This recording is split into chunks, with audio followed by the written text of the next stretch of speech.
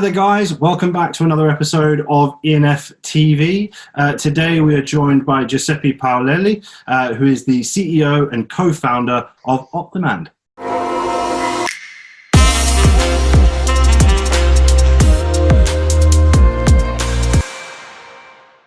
Thank you so much to you for inviting me. It's been a great pleasure and nice to see you again. Well, Giuseppe, it's a bit of a different one today, to be honest with you. We're going to be talking around sort of your background, but also learning a bit about your business and obviously what software you've actually been developing. So Giuseppe, please take us through sort of your background first off, how you discovered revenue management and what brought you to actually start your own software business. Thank you. Yes, Tom.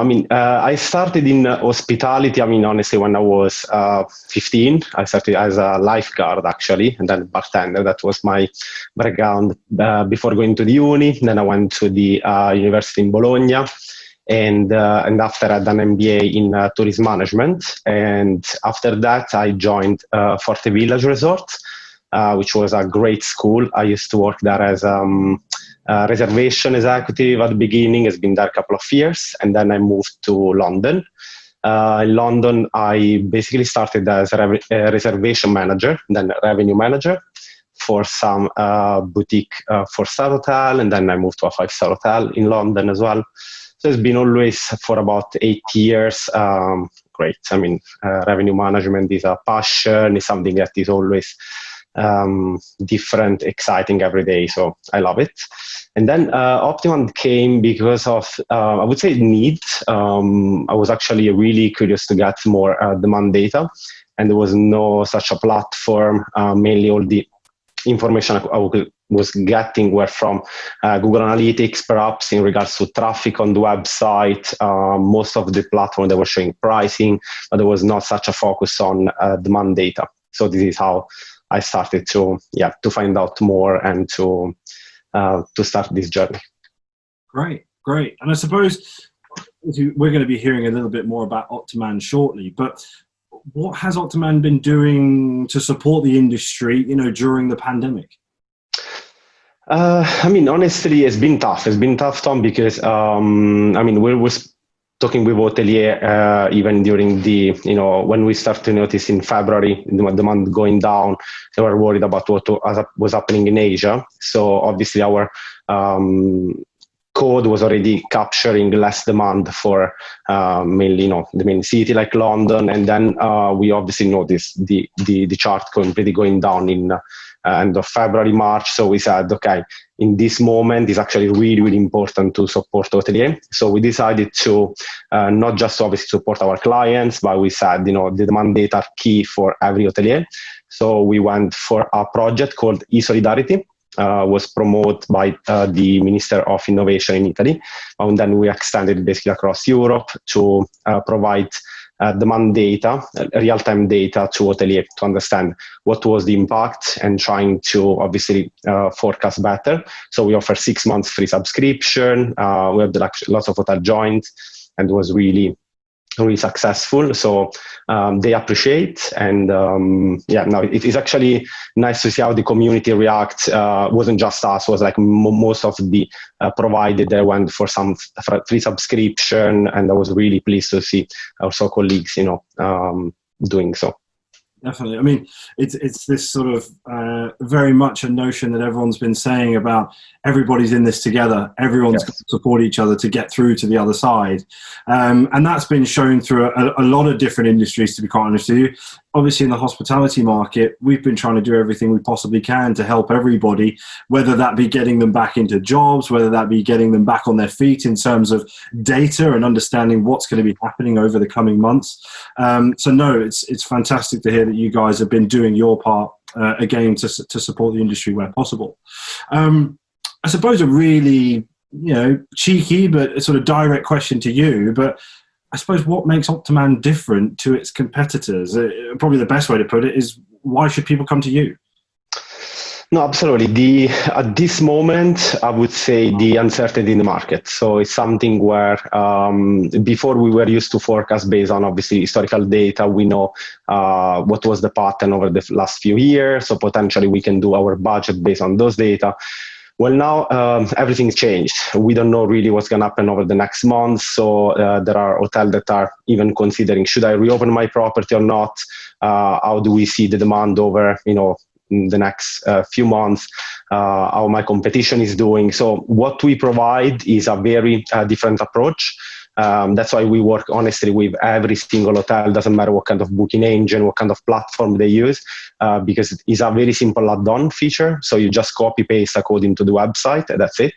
And from that moment, you are capable to start to see in real time how your demand looks like for future months. So let's say you're wondering, how is my demand from single traveler from the US over September? Okay. So obviously while we speak, obviously there are users in US, in Germany, they're making their search online, and they're obviously generating data, lots of data that can be easily tracked. We can obviously, by GDPR and so on, making sure we are all compliant, and providing those statistical data. Well, the hotel can really see a picture, can see, okay, my demand compared to last month has been actually going up again. The length of stay is moving up, or how is my lead time? So he's really trying to get a different approach from the current platform, which are mainly created for analyzing pricing and really little demand data. Some of them are actually now going into the analysis, which is great. But the way they've been approaching the problem was trying to understand the inventory missing online and guessing what the demand should be like. While we actually analyze the searches. So every time someone is searching on your website, we analyze those data and we report this. In addition, because obviously when you have cool data, and then you obviously want to monetize the information. So the system is capable to improve the conversion on the website by applying personalized rate to the user. So which can be very interesting in improving your conversion, and obviously more direct bookings means higher profitability compared to other channels, which normally are more expensive. Completely. I mean, can Optimand give us a better understanding of demand as well then? Yes, absolutely. The channel we analyze is the brand.com website. Okay, so you're actually looking at your website. Sometimes we've been asked like, okay, guys, but you're only looking at our website. That's not the entire picture. Which is actually not true, because if you look at the funnel, when the customer journey starts, they start obviously in a meta search, then they go into an OTA, and when they go to your website, they've been already screening other properties. They are actually really, really close to make the bookings. Okay, so the data we provide are extremely accurate, and it's like when you analyze the market, you're never going to analyze 100% of the market. You take 20%, 30%, and those data are already more than enough to give you a very clear picture of what might happen like in the future. I suppose from your point of view then, and I know this is a question that everybody's getting asked at the moment, from your point of view, how do you see the recovery in the UK then? The recovery has been, we work mainly with 4- and 5-star hotels in Europe, okay? So our major, we are based in London, so obviously we start with a London property, so we have a very good coverage on the market. So here I have to be saying, it's not been easy. So I was comparing last week, data with Amsterdam, leisure destination, for example, Sardinia, Sicily, and so on.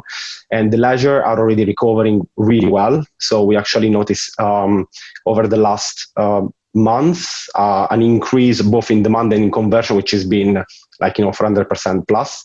While London, it's for example, is still behind. We were comparing the which market, so we know that the domestic market is the key, and that's going to be obviously for over the next month. So we looked at the UK market, and it's 24% behind last year. So the overall number of searches made across our property in London, but it still represent at the moment 80% of the entire volume. Okay, some other region like the Netherlands, they are probably still keen to travel, because we actually noticed an increase into London from those neighboring countries, and destination like outside London, they're definitely doing better. So all the country hotel, city like, Bath and so on, they obviously have more interest because of the nature of the traveling right now. So we want to travel more into open air situation. We want to up in a country hotel rather than staying probably in the city. However, we noticed over the last week, there's been an increase of 45% on the month for London. So week on week. And I don't know, maybe can I share a chart or something? Which No, yeah, please do. Yeah, definitely. Because actually, perhaps I could share. Yes, perfect. Okay, can you see my screen? Yeah. Yes. Yeah. For example, this one, Tom, is basically volume of searches that we were getting. This is London, actually. Monthly searches last year. Okay, so that was the demanding index that was into the 150 range. Dropped, obviously, you can see here down to 1050. Now it's actually recovering. So the orange line is the conversion. The blue line are the searches made on all the aggregated website, because in addition to demand data for hotel website, we provide market data as well. And here we can see what I was mentioning, it's 78% of the search is coming from the UK. But as you can see now, there is a recovery. So what we want to see over the next few weeks, months, is obviously going back at least into the 80 range. And that means that we are potentially, on the right track. If we look at something more about the volume of searches for the stay months, for example, if you look at July, August, September, and so on, we can see that we are behind 65 to 70% demand data for those weeks. That's is comparing this month with the same time last year.